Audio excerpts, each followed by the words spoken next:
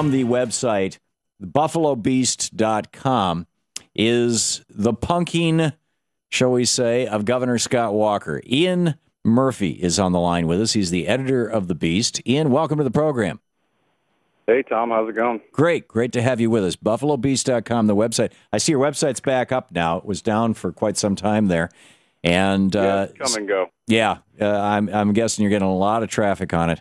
And the video or the audio of this has also been reposted over at Mother Jones, and now Huffington Post is doing it. We've reposted it over at ThomHartmann.com. At least your original article with a link right back to you for the attribution. And Jacob just sent out this little 2-minute clip. Let me, if I may, first of all, you set up for us. What happened? Well, go ahead. As I wrote, I called Governor Walker's office number. It's on their website. When I dropped the name Coke, I was transferred to Dorothy Moore. She's the executive assistant governor. Mm-hmm. She told me to call back in a little while. I did. At that point, I was transferred to Walker's chief of staff, Keith Gilkeys, I believe is how it's pronounced. Mm-hmm. He was expecting my call. He wanted to take care of me. I insisted I needed to talk to Walker.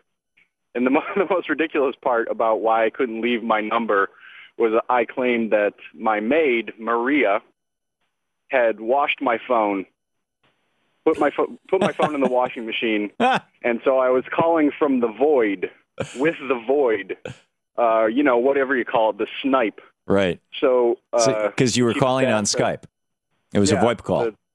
Yeah. And the chief of staff said, gotcha. So he told me he checked the schedule. He told me to call back at 2 Central Standard Time. I did, and I got put right through. He probably figures it was some super secret, way of communicating that only billionaires have. And right. Yeah.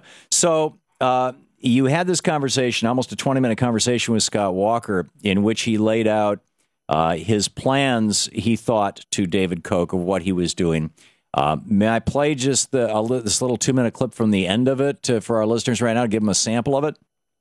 Sure. Okay, here we go. Right after the 6th, came home from the Super Bowl where the Packers won. That Monday night, I had all my cabinet over to the residence for dinner. Talked about what we were going to do, how we were going to do it. We'd already kind of built plans up, but it was kind of the last hurrah before we dropped the bomb. And I stood up and I pulled out a picture of Ronald Reagan. And I said, this may seem a little melodramatic, but 30 years ago, Ronald Reagan, whose 100th birthday we just celebrated the day before, had one of the most defining moments of his political career, not just his presidency, when he fired the air traffic controllers. And I said, to me, that moment was more important than just for labor relations or even the federal budget. That was the first crack in the Berlin Wall in the fall of communism, because from that point forward, the Soviets and the communists knew that Ronald Reagan wasn't a pushover. And I said, this may not have as broad a world implications, but in Wisconsin's history, little did I know how big it would be nationally, Wisconsin's history, I said, this is our moment, this is our time to change the course of history, and this is why it's so important that they were all there. I had a cabinet meeting this morning, I reminded them of that. I said, for those who thought I was being melodramatic, you now know it was purely putting it in the right context. Well, I'll tell you what, Scott. Once you crush these bastards, I'll fly you out to Cali and really show you a good time. All right, that would be outstanding. Thanks, all right. Thanks for all the support and helping us move the cause forward, and we appreciate it. We're doing it the just and right thing for the right reasons, and it's all about getting our freedoms back. Absolutely, and we have a little bit of vested interest as well. Well, that's just it. The bottom line is we're gonna get the world moving here because it's the right thing to do. All right, then. Thanks a million. Bye-bye. Do you think, Ian, that when you said we have a little vested interest, at that point, Scott Walker started getting the clue that, by the way, apparently we've got 2 press reports that his staff has confirmed that this is his voice on the tape, that at that moment it might have dawned on him that you weren't David Koch? It's possible. Because it seemed like... I really have no idea. Yeah. So in this conversation, I've listened to the whole 20 minutes of it now that is up on YouTube and on your site and others.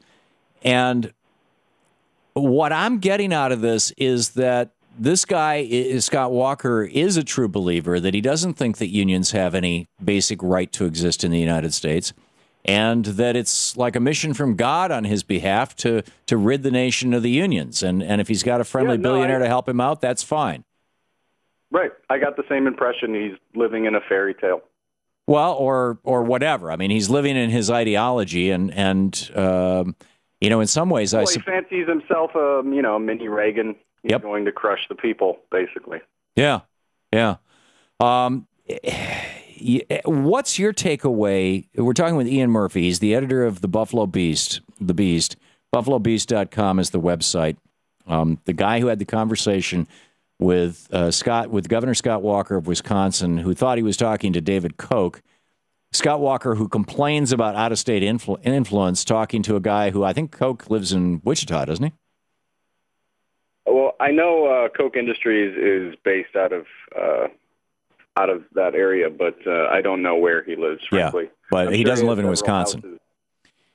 I'm sure he has several houses. Yeah. He has several. They have miles and miles of pipeline. Yeah.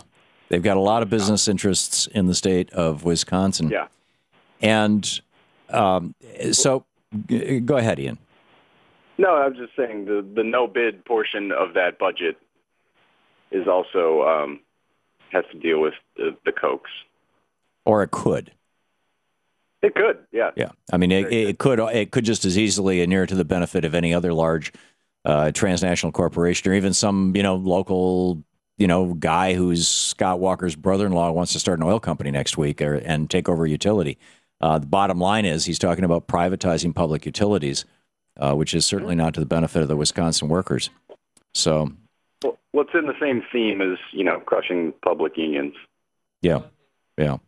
So, Ian, we have just a minute left. We're talking with Ian Murphy, BuffaloBeast.com. Get over there, read the article, check out the clip here. He punked the Governor Scott Walker. Ian, the most important in your mind carry-home message from your conversation with the governor. Well, generally, I was inspired to write this because of a quote from one of the Democratic state senators, Tim Carpenter, where he was basically saying that Walker won't even communicate with them. Right. So the point was, if I could get on the phone as David Koch, it would say something. But if you're looking for a smoking gun, I'd say the most damaging thing to take away from it is when I suggest, as David Koch, that we plant some troublemakers in the peaceful protest. Right. And Governor Walker says, well, the only problem with that, because we already thought about that, it's not that it's unethical. He says it's that it wouldn't work. Yeah.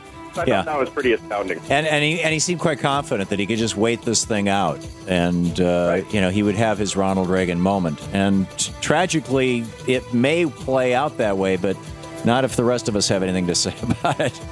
Ian Murphy, right. BuffaloBeast.com. Ian, keep up the great work. Good talking with you.